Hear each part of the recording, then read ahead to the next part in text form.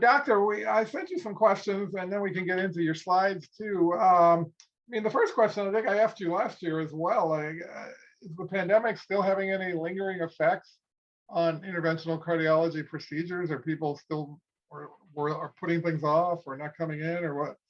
What are you seeing? Or I know you caught up. I know there was in some areas there was a backlog because of COVID last year. Yeah, well, John, first of all, I just want to thank you for having me again, joining your guys' group. It's a fantastic thing you guys do, and it's a real pleasure to be a part of it and to chat with you guys, and Debbie as well, who also invited me. So I appreciate everything that the two of you guys do. But to answer your question, in terms of COVID, things have been very good in terms of patients coming in and making sure we get our procedures done. It was an issue at the very beginning. Back in March 2020, as many of you guys know, we kind of shut down elective procedures for a good period of time. It was at least a month or two where we really weren't doing elective procedures at all, and we were really only coming in for the urgent and emergency procedures. And so that was a very tough time for our patients, especially those who had been waiting for these types of procedures. Thankfully, that has not continued. We had a slight shutdown, or at least a slowing down for a couple weeks in January during Omicron. But no, recently we have not had any issues with it. Things are still, moving full steam ahead. And patients who initially were hesitant to come into the hospital, that doesn't seem to be the case anymore. So I think that's a really important thing. And some of you may have heard North Shore has some messaging about that on the phone messages to make sure to encourage people to come in and not to put off, cardiac symptoms, as all of you guys know so well. That's I was going to ask that as a follow-up question. You're encouraging people not to wait if they have symptoms. Absolutely. You can, for those who may even be hesitant, North Shore offers a lot of telemedicine, so telehealth visits that you can have with your cardiologists if you don't want to be seen in person. But certainly if the cardiologist that you're seeing is recommending, testing or procedures to be done, I would not put those off. You should do them as they're recommended to. Great, thank you. And we've also in the past talked about TAVR and that becoming less and less risky. What's the latest there? Anything new? Any new developments in that procedure? Yeah, it's a great question. So we're talking about transcatheter aortic valve replacements. So or TAVR, as we say for short. So it's a procedure that you guys have all heard about, I'm sure, in some of these meetings. And we talk about it a lot because it's been really the fastest growing technology in all of cardiology and probably all of medicine in the last 10 or 15 years. And it's for patients who have a condition called aortic stenosis, so a very tight aortic valve. It's very common in people in the later years, in their 70s, 80s, 90s.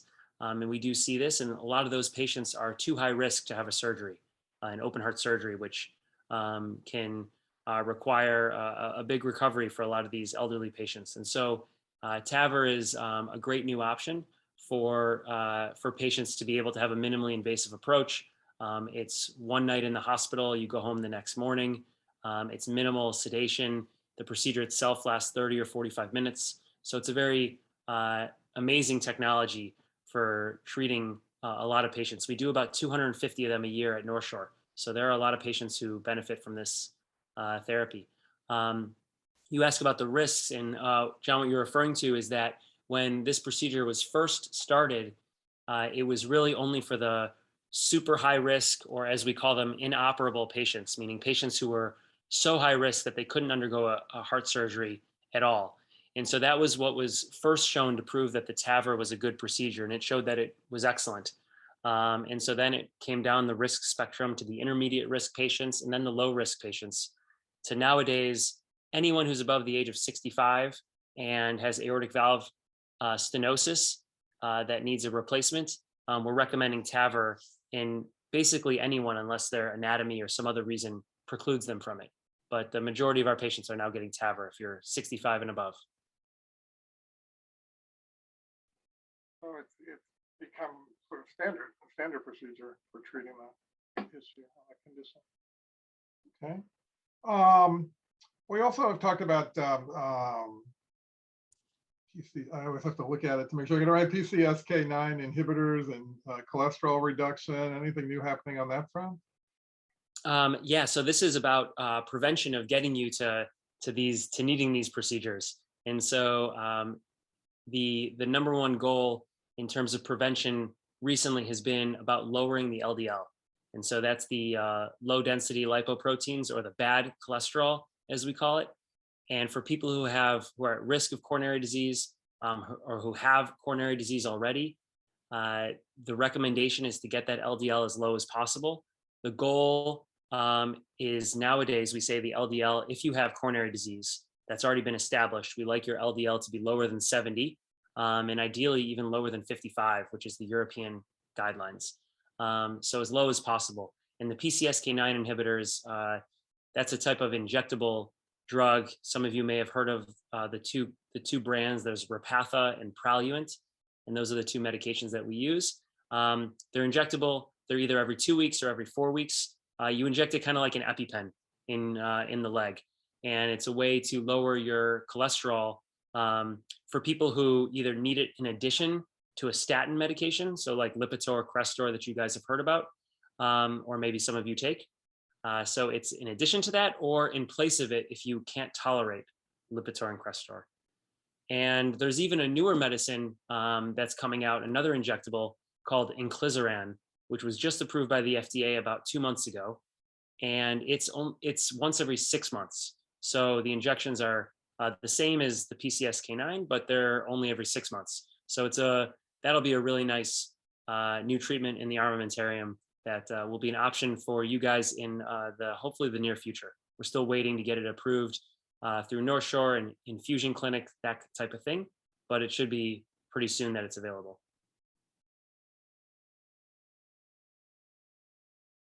But no specific date for that yet. No specific date yet. It's a little bit complicated in the distribution.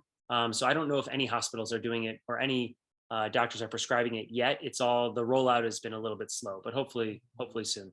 And have insurers weighed in on coverage for that yet? Or? Yeah, there's a price tag for these things, and same with the price will actually be very similar to the PCSK9 price, but the insurance companies pay for it as long as you meet the requirements, which are basically that you need it in addition to a statin or in place of a statin for established cardiovascular disease. Wow. What percentage of patients would you say, roughly fit into that category? It's probably a smaller percentage. Most people can get away with just the statins, but at the moment it's probably about 5 or 10% that are being prescribed these medicines. But in the future, maybe they'll either take the place of statins or be prescribed, more commonly in addition, to get your LDL really as low as possible. Wow. To be determined. We'll see how the studies come out with that. Something to look forward to. Then you wouldn't have the side effects of the statin. Exactly. Wow. Oh, that's something to look forward to. I'm on a statin. I'm sure a lot of people on the call are. It's working well for me, but my cholesterol was never that high to begin with. I think I'm unusual, and so my symptoms. But, and John, that's true for a lot of people, where you can have a heart attack and your cholesterol actually can be on the low side. Yeah. And many of our patients will say, well, why do I need to take these cholesterol lowering medicines? And there's two reasons. One is really we want that cholesterol to really be as low as possible. And number two is the statins in particular have, we call them pluripotent effects, meaning they have multiple different effects. And it's not just lowering the LDL, but it's also an anti-inflammatory process that reduces the likelihood of a heart attack occurring, which typically occurs from a plaque that ruptures open. It kind of reduces the risk of the plaque rupturing open and causing the heart attack. So it's got multiple effects, and that's why we use it for pretty much all of our heart patients if we can. Okay, I didn't realize that. That's good to know. What about, as I was doing my research, I was reading Modern Healthcare. I used to work there, so I have an affinity for them. And I noticed they had a piece that the AMA sponsored about mitral valve repair instead of replacement. Is this a topic of discussion in the medical community now, or is it something people should be asking their doctor more about? Yeah, so what you're referring to is for mitral valve regurgitation. And so this is a condition, essentially a leaky mitral valve. And it's a common condition that we see in many of our patients who have valvular heart disease. The mitral valve will leak, and it can cause kind of deleterious effects on the heart in the long term, where the heart begins to dilate and starts to fail if you don't treat it in time, and sometimes can lead to other things like atrial fibrillation, which many of you guys know about. So that's a heart arrhythmia that we'll talk about a little bit further in this talk here. But there are a lot of different treatments for it that are emerging at the moment. The traditional treatment, just like with TAVR, was always surgery, and the surgical techniques for it was repair or replacement. And in the surgical literature, repair has always been preferred. So if you can get a good repair of the mitral valve, that's always the preferred strategy. And it really should be done, as they say in the guidelines, at expert centers by expert surgeons. And at North Shore, we're lucky enough to have great surgeons who can do this, especially our chief of cardiac surgery, Hyde Russell, who does many and most of our mitral valve repairs. And he has a lot of the newest technologies to be able to do that. And so that's typically what we recommend for most patients who are good surgical candidates.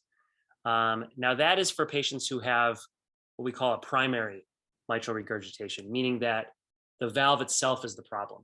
So either mitral valve prolapse, like a leaflet that's a mitral valve that's not closing appropriately, or some other conditions similar to that.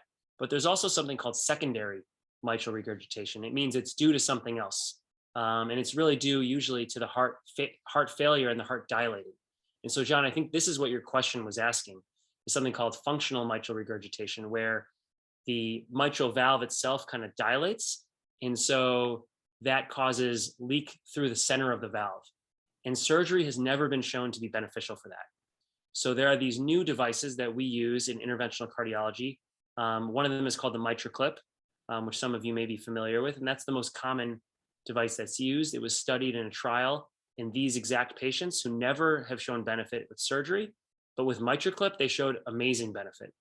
So we're really recommending it for many of our heart failure patients who have mitral regurgitation that isn't adequately treated with just medicines. And so the clip, and I'll show you some pictures a little bit later, but is a way to repair that valve. And so now there's a lot of newer technologies coming out that are trying to figure out how else can we repair the valve to get this same type of benefit. So a lot of different companies are working on that at the moment. And is that done going through an artery or going through a vein instead of opening the person up? Oh, wow. Exactly. So just like TAVR, which goes through the femoral artery, the artery in the leg, this is actually through the vein. So the femoral vein right next to it. And through the vein, taking a catheter into the heart and deploying these devices on the valve directly. Wow. Let me take a little pause here just to tell our listeners, if anybody has a question, just put it in the chat box and I'll ask it as I see them pop up. What about, you mentioned AFib, and I thought I saw something about using something called radio frequency catheter ablation to treat AFib. Is that new, or what is that about? So that's an old technology, but it's not in my expertise. That's for the Okay. electrophysiologist. So I probably shouldn't comment too much on it, but it is essentially a technology that's been around for, I don't know exactly how long, but it's been at least 10 or 20 years where it's been used to treat arrhythmias, to kind of basically burn the electrical circuits in order to get rid of the arrhythmias and hopefully cure that arrhythmia. Okay, so that's different. When I developed AFib, there was mentioned to me there's a tiny little area in your heart that they can close off somehow, that blood collects in. They worry about that. So John, that's actually something different. Okay. That's what you're referring to is, so atrial fibrillation has two issues. One is the electrical issue, where the electrical wiring of the left atrium, so the top chamber on the left side of the heart, starts to go a little bit haywire. And so the atrium itself kind of fibrillates, or it quivers. And so blood can pool in that atrium. And there's a little appendage that comes off of the atrium. We call it the left atrial appendage. And that's where blood clots form. And so the second issue with atrial fibrillation is that blood clots can then cause a stroke.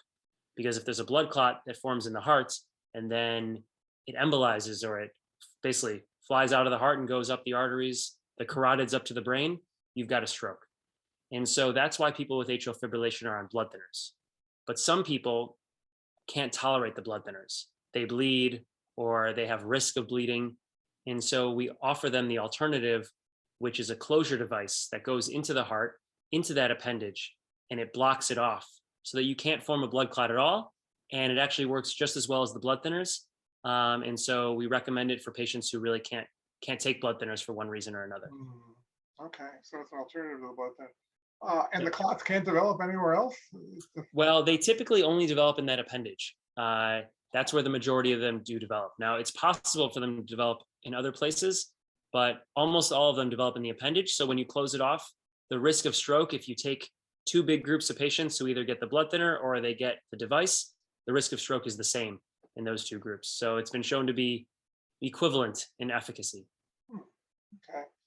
Going back to the mitral valve regurgitation, there's two questions here. At what point would a mitral clip be used for regurgitation? How would a patient present who might benefit from that being done, how would a patient know when there is time for that, I guess is the question. Yeah, it's a great question. So the symptoms that people feel typically when they have mitral regurgitation are the same type of symptoms that you feel with heart failure. So it's typically you're not getting as much blood flow out to the rest of your body, so you can feel weak, tired, fatigue. You may get short of breath when you're exerting yourself. And you may even develop fluid overload, where fluid gets into the lungs and makes it trouble for you when you lay down, because you may have trouble breathing because of all the fluid in the lungs. Or it may even go down to your feet, where you get what we call edema, or swelling in the ankles. That basically that's where gravity takes it, and so it goes to the feet. So those are some of the symptoms that we typically look for, but they can be hard to spot because they're very similar to typical heart failure. So an echocardiogram or an ultrasound of the heart is really how we can diagnose it.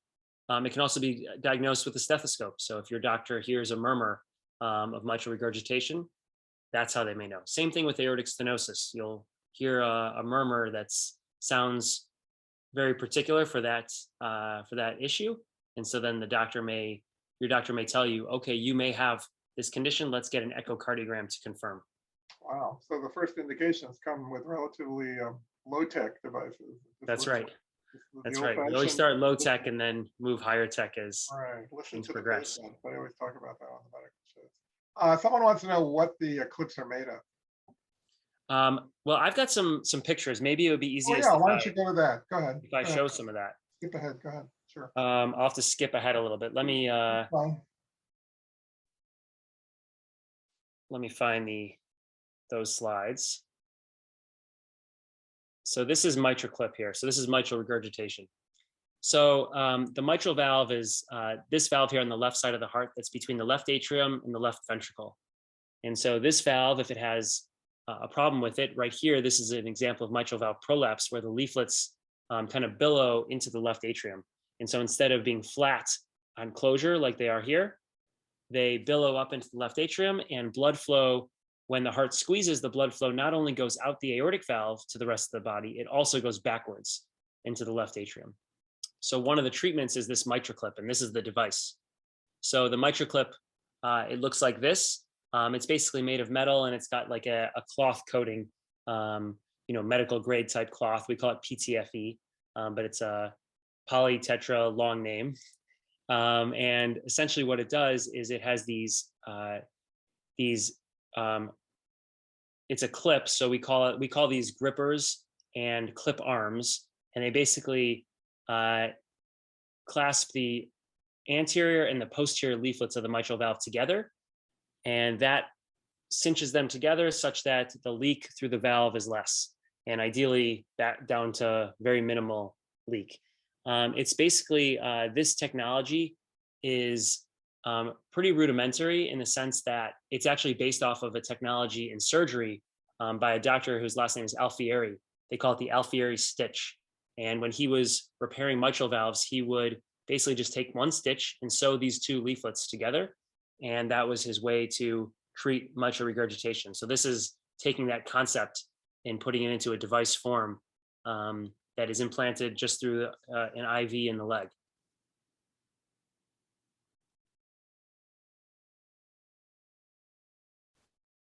there are a few other, I was talking about mitral valve replacement. There's many other things that are kind of in the pipeline. And so here are some pictures of some of the valves that are currently in development. None of them have been approved yet for use, but they're all in research. At North Shore, we've actually been part of several of the trials. This device that's letter B here is called the Tendyne. And this is one of the first mitral valve replacement devices that we've been doing. We did at North Shore, I think it was about 5 or 6 years ago, we were in the trial for this device. It's still in trials. It hasn't been approved yet, but it is an excellent device. And then another one is called the Sapien M3. So that's this one down I in the bottom right corner. And that's one that we're a trial that we're starting here at North Shore in the next couple months. And so this is a new device that we think has a lot of promise for treating the mitral valve with a replacement device. Wow. And what stage of trials are these on? Are we likely to see them anytime soon? Well, they're in the early stages. The way it works for device trials is they're real patients at very busy academic type medical centers, and North Shore is on the cutting edge of this in the country and in the world for developing many of these technologies. In fact, I should mention that the MitraClip, this device, the first one ever implanted in the United States, was done at Evanston Hospital.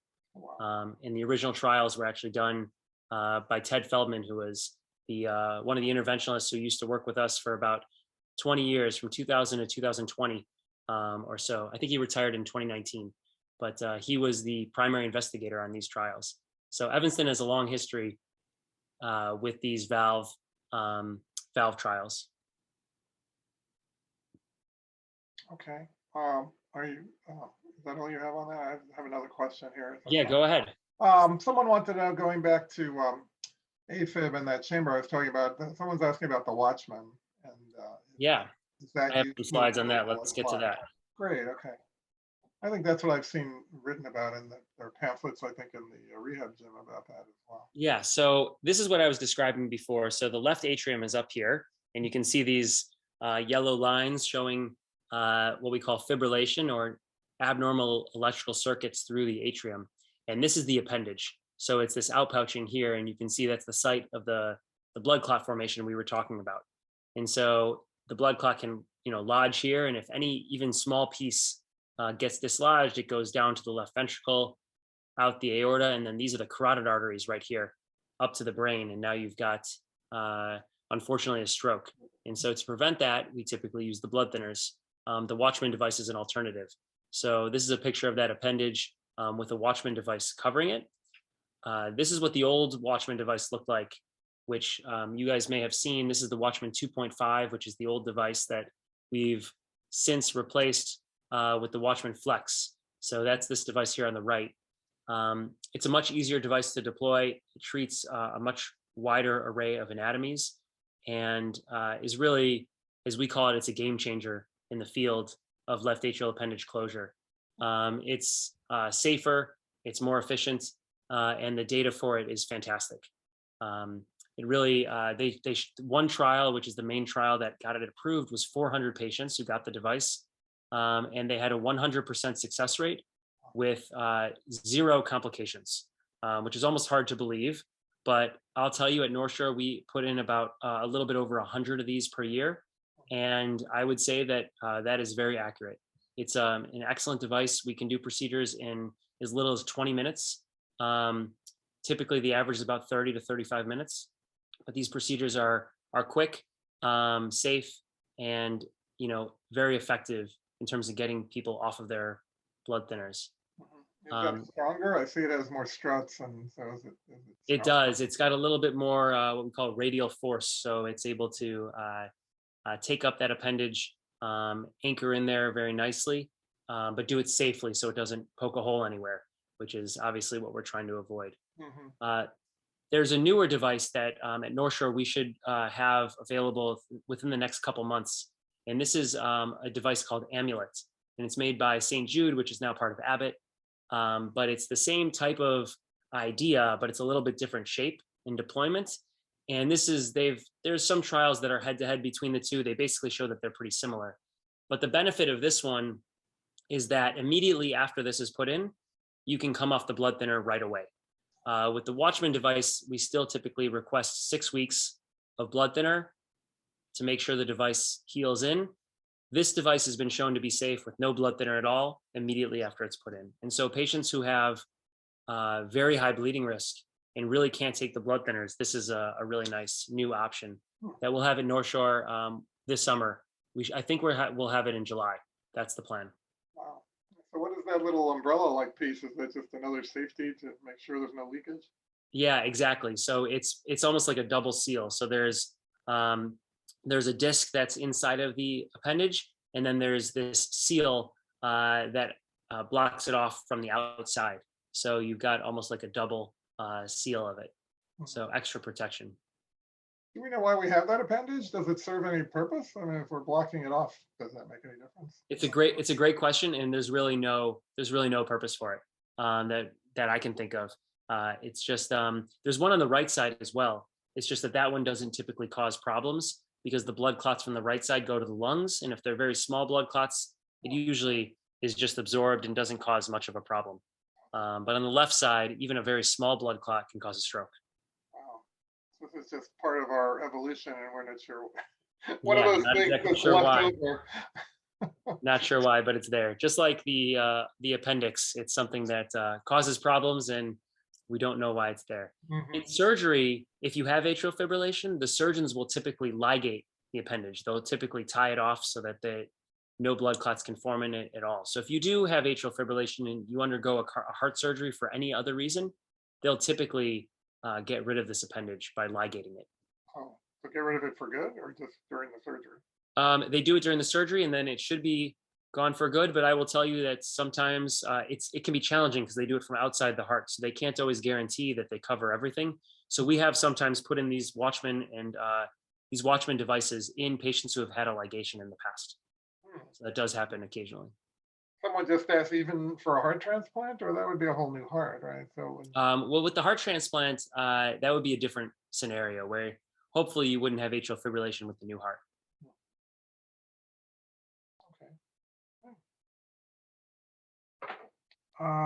Let's talk about other new technology. You've already started showing us some of that. And again, I know in the past we've talked about nanotechnology. I love hearing that term.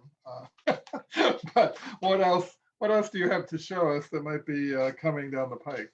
Well, I can talk about some things with coronary artery disease. I think that's always, this is, one of the most basic things that we treat and what the majority of our patients have. Right. I can talk a little bit about that. That looks like someone took a picture of my arteries. Right?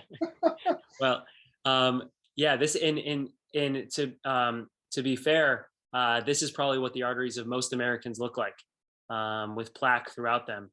And, it's a combination of our genetics, but also diet, smoking, diabetes, obesity, all of those types of things contribute to plaque buildup in the arteries. So what we're looking at here is the heart, and the coronary arteries are in red, and they come off of the aorta. So there's the left coronary artery that's origin is here, and the right coronary that's right across the aorta over here. And they wrap around the heart, and they give all the blood flow to the heart muscle itself. So when the heart is pumping, the heart is a muscle too, and it needs oxygen. And so it gets its oxygen from these arteries. So when one of these arteries gets blocked, that's what can cause angina or chest pain when you exert yourself. And that's when you have a narrowing similar to what's shown in this picture. But if this plaque ruptures open and it breaks open, which happens spontaneously in some people, if that happens, that's when a blood clot forms to kind of try to heal the plaque rupture. And the blood clot, where if it happens, for example, on your skin, you get a cut, and a blood clot is helpful to stop the bleeding. In the artery, it's a bad thing because it forms the clot in the artery and it blocks off all blood flow. So that's what a heart attack is.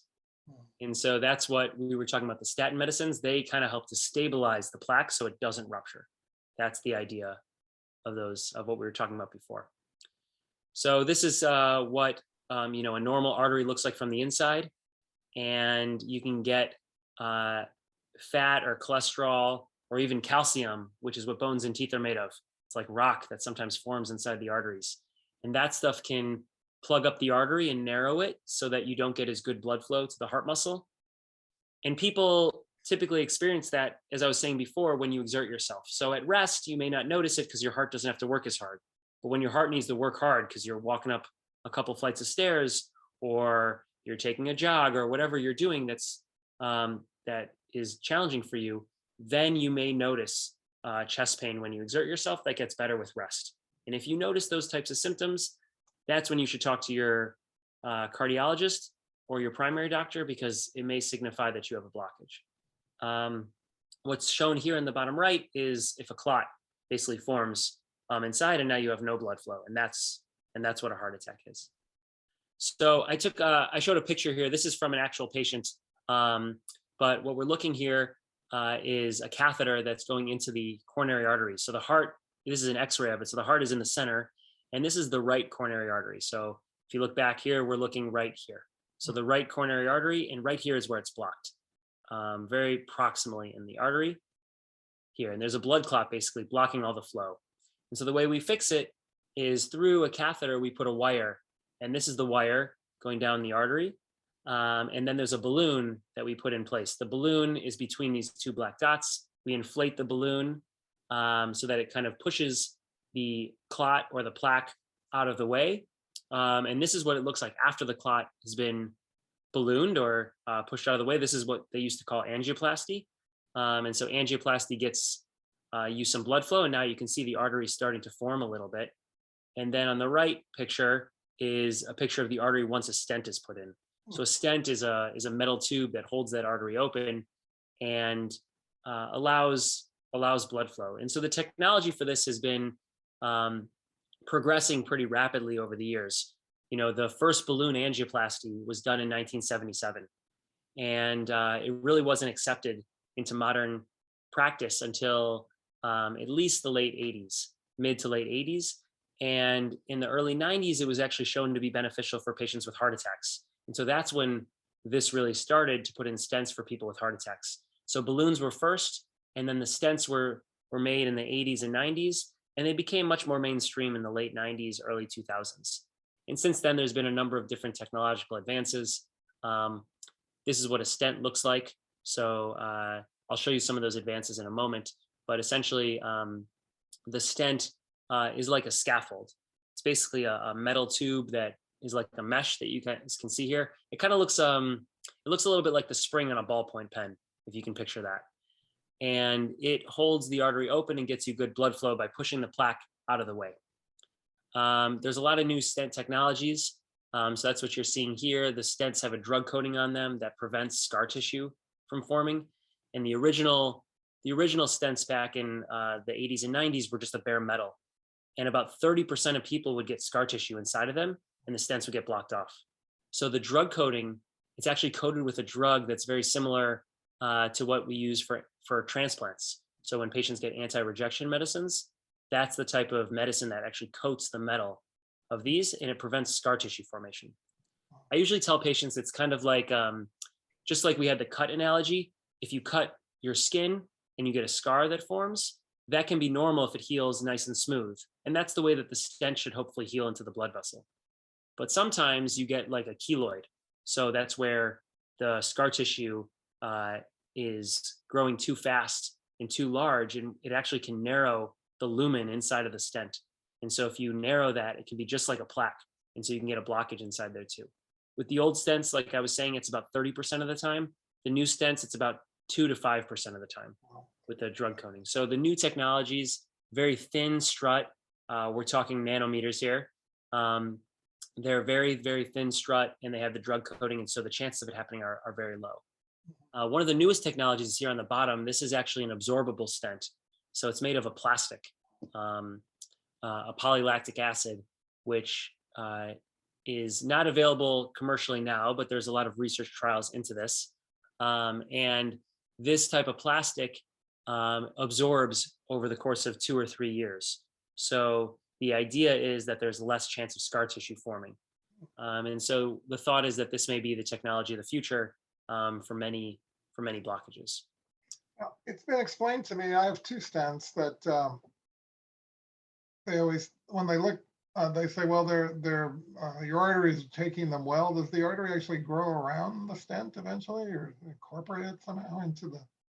Yes, exactly. So Yeah. we call it endothelialization. So that's a long term. The endothelium is the inner lining of the blood vessel wall. And so when you put the stent in, the endothelium heals over the stent metal. And so you basically get a new lining. And it usually takes anywhere from 1 to 12 months for that to happen. And that's the reason that you go on blood thinners for the stents. So, in addition to a baby aspirin that you'll take every day, there's a second medication to prevent blood clots from forming on the metal. We call the typical one is Plavix. That's the most common one used. But there's two newer ones that we use called Brilinta and Effient. And so those are the two newer ones. And so that's why you'll take one of those three medicines after a stent for at least a month, ideally a year, but it all depends on your bleeding risk. Some doctors will recommend you to take it a little for shorter duration just to reduce the risk of bleeding because they can cause some bleeding. But most patients tolerate them just fine. 98% of people do just fine with those medicines without any major bleeding. Mhm. I had a friend who had some sort of metal allergy, and she had to get a special type of stent because of that. So I guess these plastic ones might address that for the people who fit into that category. Yeah, that's a great point. For people who have a metal allergy, it can sometimes be an issue for some of our devices.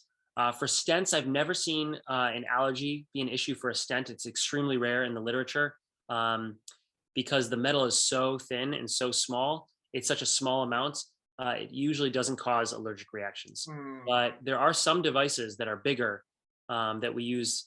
The valves or the closure devices that actually can be bigger, and if you have like a nickel allergy, for example, many of them are made of nitinol, which is a nickel titanium alloy. And Yeah, so we do actually take that into account for some of our patients who do have metal allergies. But for the stents, it's usually not a problem. I think it might have been nickel. That's not how they worked it out. But she did Yeah. that.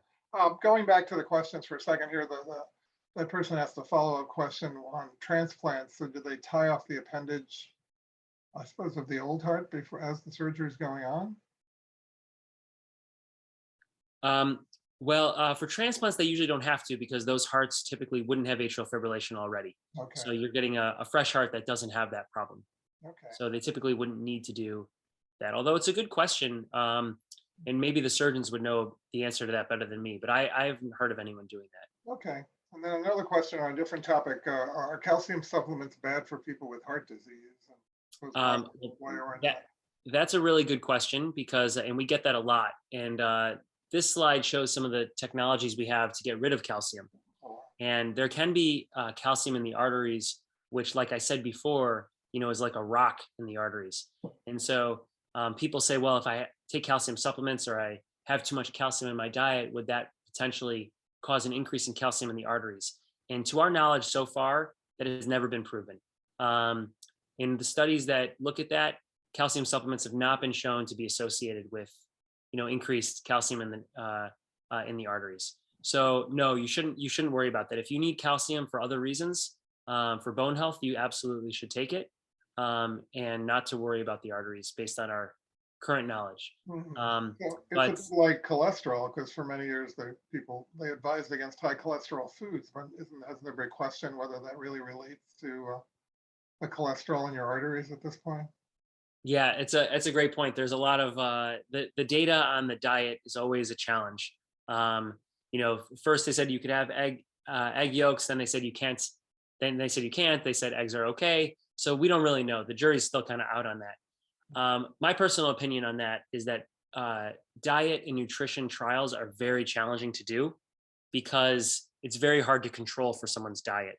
Most of them are done by surveys where they say, we suggest that you eat this type of diet.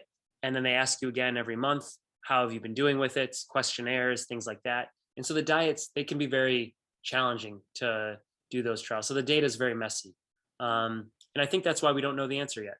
It's a lot harder than doing a trial that we do with a medicine where they say, take this pill or the placebo. We know exactly which pill you're taking. With diet, it's hard to give someone a placebo egg. They either have the egg or they don't. Right, right. And like if you are relying on them to tell you what they're eating, unless you have them locked away somewhere for years at a time. Exactly. That seems like cruel and unusual punishment. So Yeah. try to avoid that. This picture and the one you had up before reminds me that last year we finally bit the bullet and had some piping replaced in one of our bathrooms so we could get water out of the sink again. And when they were doing it, it reminded me of my stent surgery. Yep. It's the same type of plumbing. That's Yeah, basically, we're basically plumbers. I was Um, thinking like the house was mimicking me, and now it's great to see that water flowing in the you may bathroom. have heard of a roto-rooter. This device right here is called a rotoblader. Oh, I love it. So they even have the same terms for some of the technology. Cool. So what else is coming? What else have you got in this slide deck? Um, It's excited. there's two other things that I think are neat to show. This is another way to get rid of calcium. It's called a shockwave. And many of you may be familiar with lithotripsy.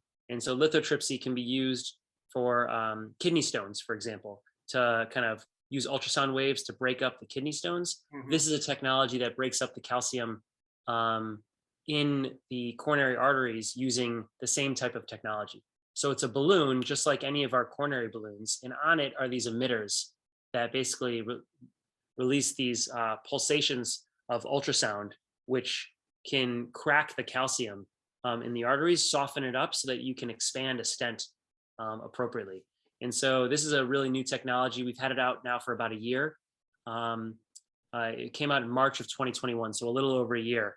And so we've been using this as an alternative to some of these devices for treating calcium. It's a little bit, it's definitely easier to use. It may be a little bit safer. And so for some anatomies, this is a very good new option, but we like it a lot for our patients. Wow.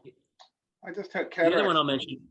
Oh, go ahead, I John. was going to say I just had cataract surgery, and I didn't realize until the doctor told me that they were using sound waves to break up the cataracts now too. Yeah. I hadn't Well, really I looked think at it's that since my mother very had it done similar. in the 90s, so it was Mhm. fascinating. This is another new technology, and this is a balloon that has a drug coating on it.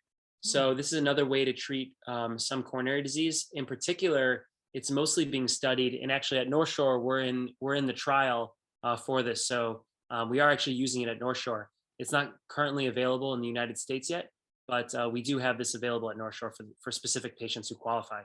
But it's basically a balloon that has that same drug coating that we talked about for the stents, and it has that drug coating on the balloon. So it's a way to treat certain anatomies. So sometimes if an artery is too small to put a stent in, this is a good treatment.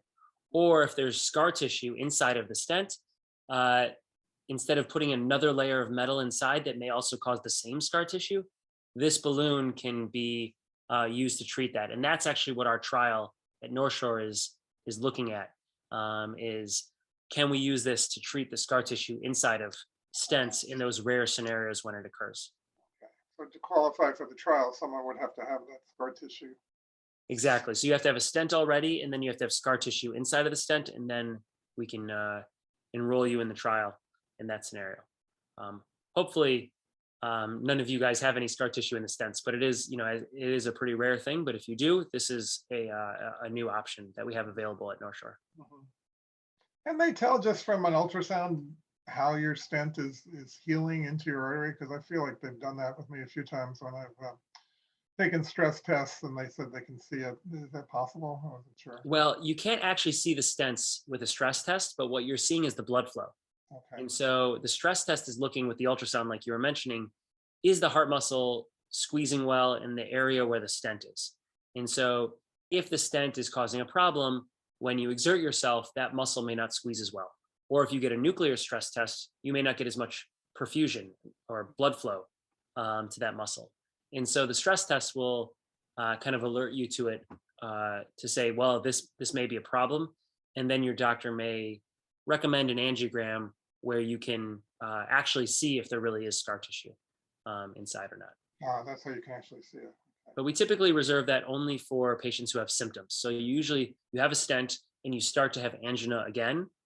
And then we say, okay, well, what could be causing this? Is it possible that there's a new blockage or even a blockage in the stent? So that's where a stress test would be helpful to decide if that's necessary. Is there a expected life to the stents? Do stents have to be replaced?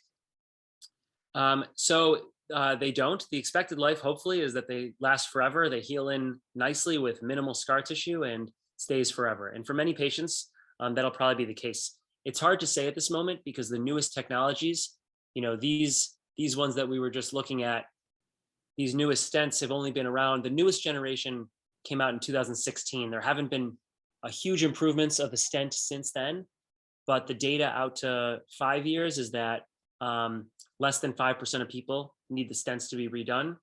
And we think that if it doesn't happen within the first couple of years, it probably isn't going to happen in the years to come. But that's in contrast to what we talked about before, where it used to be, 30% of the stents needed to be redone. Mhm. And someone has a question here. If you had a stent and had it restented, what are the options if it occludes again? Does that happen? How often does that happen? I assume that means it would be blocked again. Yeah, it can happen. It's pretty rare, but it does happen sometimes where the stents get narrowed, especially if you have some of the old bare metal stents. Those ones will definitely do it more commonly. The newest stents less common, but it does happen. You could put a second layer. We sometimes even put a third layer. We rarely put more than 3 layers in. And so that's where some of these technologies like this balloon is really helpful, because then you don't have to put in another layer, but you can still treat it. And sometimes we'll even use this laser, for example. The laser can kind of ablate or kind of burn away the scar tissue. And so that's another tool that we use for getting rid of scar tissue. And that won't damage the stent you already have? It sometimes can damage the stent that's already there, in which case you sometimes need another stent in its place. So we try to avoid the laser unless we really need it, but there are, many patients who do benefit from it. Okay. We're coming up on almost an hour here. Have you got anything else to show us, or should we ask more questions? Well, you guys are always welcome to ask more questions. I know that that's sometimes the best way to learn. I think some of the other technology I wanted to show was the Impella device. So, but if you have more questions, please put them in the chat and we'll make sure to get to them. Yeah, we're caught up so far, so go ahead. Okay, great. So the Impella device is a device for patients who have where their heart is really not squeezing well in an acute scenario. So they come into the hospital and your heart is really not squeezing well, most commonly from a heart attack, but also can be because of advanced heart failure too. And so what this does is it's a heart pump that's temporary. It goes in through the artery in the leg, and it's on a catheter, which you can see here, that goes into the heart. And it takes blood from the left ventricle and it pumps it through a motor out to the aorta. So it basically does the job that the squeezing of your heart would do. So this is a really nice tool that we use in patients who are very, very sick. So if you come in with a heart attack and blood pressure is very low, for example, and the heart is really not squeezing, many people don't survive that. And this device is a way that has really improved the survival and helped us to save a lot of patients. There's been a bunch of new technologies for it. One of the problems with the pump is that it's a big pump and it can cause bleeding and other complications. And so they've been trying to miniaturize it. And this is the newest one, which should be available to us at North Shore within the next 6 months or so. But it's about 30% smaller, 40% smaller than the current one we use. And so it's able to decrease the risk of those bleeding complications. And this is different than a pacemaker, right? What is different than a pacemaker. So the pacemaker does the electricity of the heart. It helps the heart continue to beat electrically, but the pump helps the heart to actually get the blood flow to the rest of the body, which is really the main job of the heart. So this is for patients who are, quite sick. But we also use it sometimes in something we call high risk PCI, or PCI is the term we use for stenting. It stands for percutaneous coronary intervention. But essentially it means to stent the arteries. And so for patients who have a very weak heart and need stents, this is a pump that we can put in while we're putting the stents in to make sure that the blood flow still gets to the rest of the heart, that the heart can tolerate those stents. So we do use it in those scenarios as well. Wow. There's even a newer one, which is called the right-sided Impella. They call it an Impella RP. This is a picture actually from a patient that I took care of about a month ago who had a heart attack, and he required both heart pumps. So you can see here in Impella CP, this is the normal impella on the left side. And then the bigger one here is the right-sided impella. And this is for patients who their heart is not squeezing, not just on the left side, which is the typical thing that we see and typical problem, but also the right side wasn't squeezing well. And that's because this patient's heart attack involved both the left and right side. And so this is actually the first time that this was used at North Shore, and the first time I've used it. It's this patient who was very, very sick, was able to have these pumps removed within 24 hours. I just saw him in follow-up actually last week in the office, and he's back to exercising and feeling great. So I think these pumps really saved his life, and they're a really good testament to some of the newest technologies that we have.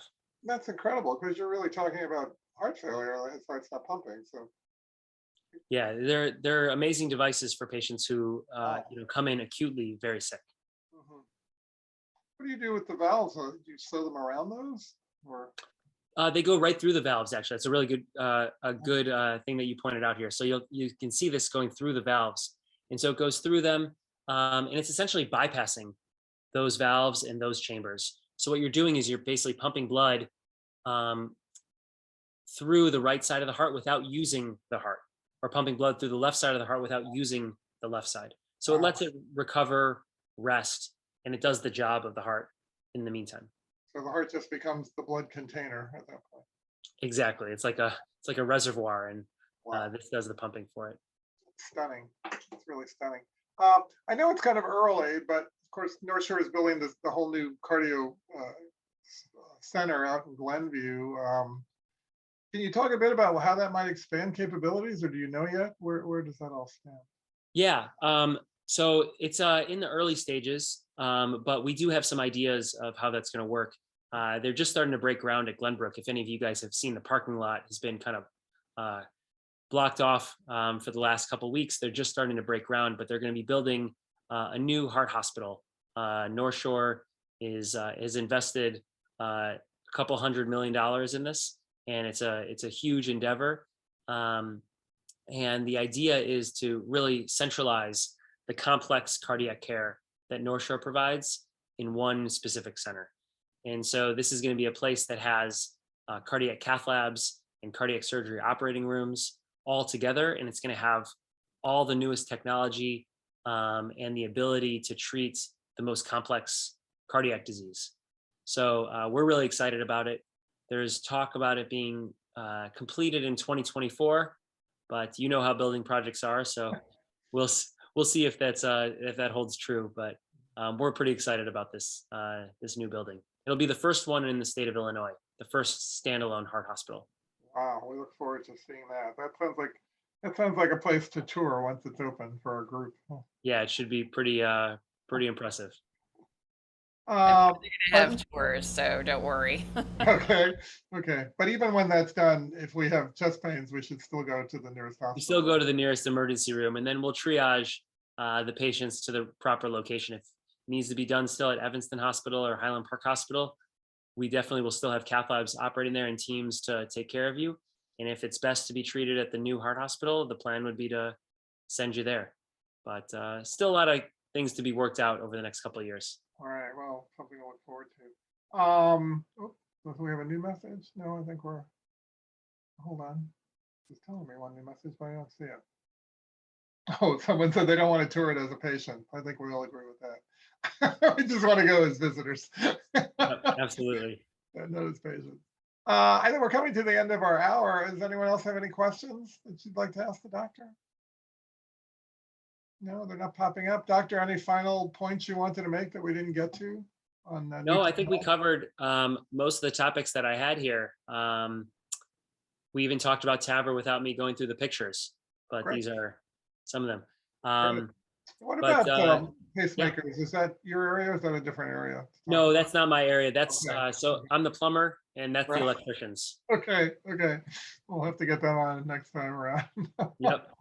Well, thank you so much. This was fast. This technology is fascinating. I mean, it's amazing because you're mentioning, for instance, the stents. Like my dad died of a heart attack back in 1986, and there really wasn't much they could do then. And I survived mine twice. I've had 2 stents with technology that wasn't available for him. So I have Right. a real sense of how this technology has progressed over the years. Yeah, it's a great point, and it's you know, it's a testament to some of the technologies, and you know, to this time, this era where, you know, this technology is available, where it really wasn't for so many patients over the years who unfortunately weren't able, you know, like your father, to get this type of treatment. And so nowadays, you know, the first step is, as patients, recognizing your symptoms, knowing that you need to come in and see someone, even if you're not sure what's going on, seeing your doctor, making sure that you tell them all about the symptoms that you're having so that they can make the proper diagnosis and get you to the proper procedures if you really need them.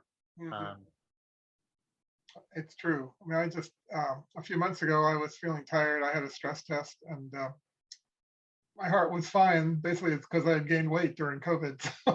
So now I'm walking 30 minutes every morning, and it's helping. I've already lost 7 pounds. So and see, and that's great. So even though the stress test didn't show you that you needed another stent, it still gave you really helpful information to it tell did. you, It look at did this, because here's a time to pick up the exercise again. it did because it eliminated that fear that I always have that something's wrong with my heart first. That's always my first thought now. But knowing it wasn't that, I could go back to kind of just basic principles and exercise more, Yep. which is hard, but easier than going to the hospital. That's for sure. Very true.